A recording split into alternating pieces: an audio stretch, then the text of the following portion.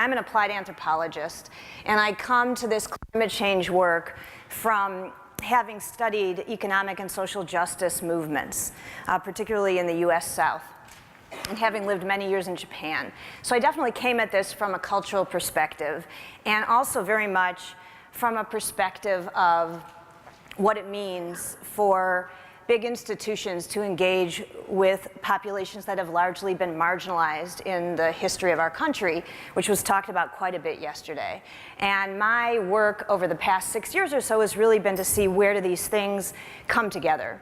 And I have been asked to speak in a number of places on this topic of forging city-community partnerships for climate action and what that can look like. And I found yesterday that you all were really bringing up issues that what I'm going to do is try and put them into a bit of a framework for you. But you're all thinking about this and moving in this direction, which is exciting. These are some key ideas that came up yesterday that I think all fit into the framework that I'm going to talk about. I'm not going to read them to you. They probably, hopefully, all look familiar. Okay. What I would say about them coming all together is that process matters for climate action. And I think we need to start thinking about, and I think a little bit, Bob, with your pyramid, looking at those bottom two beliefs and experiences, we can think about that as how do we prioritize process, or at least put it in alignment with outcomes. And it takes a matter of trust. You have to trust that if you have the right process, you're going to come up with better solutions. And that a wicked problem, as you were talking about yesterday, we don't really know. We know that climate change is real and is happening. 2%, 3%, 1% change, exactly what's going to happen with the water, it's all scientific conjecture. Even if we believe in science, no scientist will tell you that they know exactly what is going to happen to a particular neighborhood 30 years from now. And so how do we solve this together? The only way we can solve it is by bringing together all the best knowledge in our communities and coming up with what we think is the best ways to address it, and figuring out how to strengthen collaboration so that we're prepared to deal with it when the time comes and it's not what we thought it would be, right? We know how to work together. There were a bunch of examples of that yesterday. So we need to focus on process for those reasons. Also, we saw yesterday in the challenge in the afternoon that policies need broad support. If you don't have it, they're not going to get passed. And there's a bunch of articles also that talk about why this is so important today, in large part because all of you who work in cities have no money and no staff. So you need a broader group of collaborators to help you do what you want to do, but they're not just going to do what you want to do. So you have to figure out what they want to do with you, right? And I think it's very much not necessarily, in my research, suggests that it's not. There are a lot of people in this world who think about the we, and there are a lot of communities that operate on a we basis. Our structures do not encourage those things to scale up, and they don't encourage us to be of a we mindset. So the question is, how do we identify those things and really bring them to bear for this problem and scale them up? And what I want to suggest is that an academic way of thinking about what we're all talking about doing is through the notion of collaborative governance. Raise your hand if you've heard of this term before. My 9-year-old son was able to figure it out on a dog walk the other day, that he's trying to do it on the playground. So we will see if we're able to do it in our offices and our work. But basically the emphasis is on process determines outcome, right? So we want to figure out how do we establish partnerships to come up with the outcomes together. It's the relationship of the community to the process is that it is shared ownership and leadership. The communities are experts on many things. Some of them, they're all experts on their own lives. They're all experts on their perspectives on community. Some of them are also scientists and engineers and all those things, even if they're not working on the climate program yet. And they, together with us, become analysts and co-producers of the knowledge we have right now and of the possible solutions and the direction that we want to go in. The focus, oftentimes cities have been, and municipalities have been looking at this as an adaptation, something to do for adaptation. My work suggests it can also be helpful for mitigation, but overall we're talking about sustainable well-being, right? We're talking about climate within the context of well-being.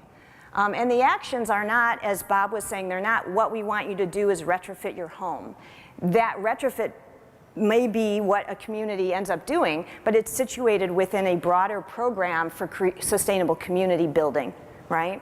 Whether that's with a congregation being the community or a geographic area being the community or something, or a workplace being a community. But the goal is capacity building, collaboration, and leadership development, and behavior change becomes embedded in that. There's historical precedent for this within the environmental movement, even though we know climate change is not just an environmental issue. But there is a history of civic environmentalism where the state nurtures. Somebody was talking this morning about how it has to become government's job to build the capacity of communities and to help do community organizing. And there's a capacity for this, of nurturing development and consensus building. And in the mid-1990s, there are scholars who argue that continued progress in the environmental field was specifically seen as being linked to civic revitalization, that you couldn't just work on one environmental issue. And the focus for these kinds of projects and approaches has been these different things listed up here, and we're looking at all these things as a part of climate change. And particularly I know that David Gershon's work has focused a lot, which he'll probably talk about tonight, later today, on non-point source pollution as kind of the big issue of climate change, right? And there's precedent. I know we have someone here I was talking to this morning from the EPA. The EPA has been a real leader in this civic environmentalism through their collaborative watershed management programs, which some of you may be familiar with, which continue to this day, and through their CARE program, which is a community action for a renewed environment, and it's a community building grant program focused on toxins. There are also classic reasons to focus on process. It's needed to implement policies, right? Administrations change, right? So if one administration is doing a lot of this work and they change over and you don't have people on the ground who want this work to continue, the work will likely stop, right? Communities don't change over as much. Participation leads to motivation, scale up, and buy-in, and a sense of ownership and moving things forward without us, right? And finally, somebody was mentioning this morning with public health. Collaborative governance has shown major results in the areas of public health and community policing. So even though we don't have a lot of results yet in this area, we can guess that we will find results if we do this. This is a little hard to see here, but I just wanted to suggest why I think it's so important to think about collaborative governance. This type of work can be called a million things. Civil society participation, asset-based community development, grassroots innovations, bottoms-up neighborhood planning and development, active civic participation. Collaborative governance is about sharing power. And it is about governing together, not just having meetings and inviting participation, not having just public comment periods, which is the typical kind of regional planning organization model. It is about figuring out problems together. And so when the speakers yesterday were talking about the need to think about power, this model of power developed in the 1960s when there was a lot of power issues going on, a lot of social movement building, right? And the civil rights movement and the feminist movement in the 70s, all that stuff. And if you take a look at this, these are ladders of participation that suggest that you can start with kind of stuff that's not really participation, stuff that's tokenism, but then you can get to these top rungs. And it's in these top rungs, and you can see how there has been ways of thinking about this that have evolved over the years, but it's in those top rungs that you're really talking about collaborative problem solving, right? Not just soliciting input. And that's the rungs I think we want to get to if we want broad participation, and we want people to really feel like this is their movement, not a government plan.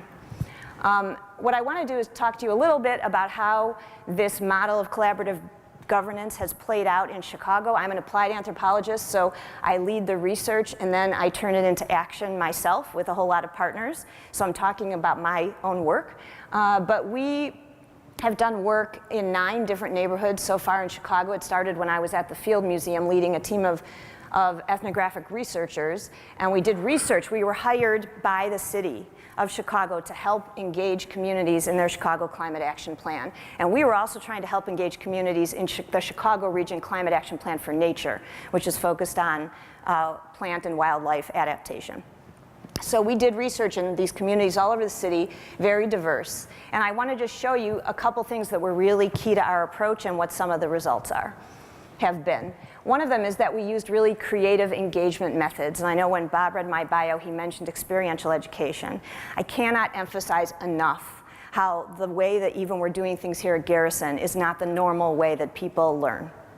The normal way that people learn is by having shared experiences, but even when they're doing education, it's by getting up, by moving around, by role-playing, by singing, by poetry, by photography, all those types of things. And we used a lot of those methods in our own research and in turning that research into action. The communities also used those methods, and I'm happy to talk about them more. We also used and developed a lot of popular education and asset mapping tools to help communities map their own assets and to help communities understand what climate change is, specifically as it relates to the Chicago region. And these are all available. I have cards out there, but they're all available on this toolkit we created on this website. We focused on assets. So behavior change assumes that people are really screwing up right now and we need them to change what they're doing. Most people don't want to change what they're doing.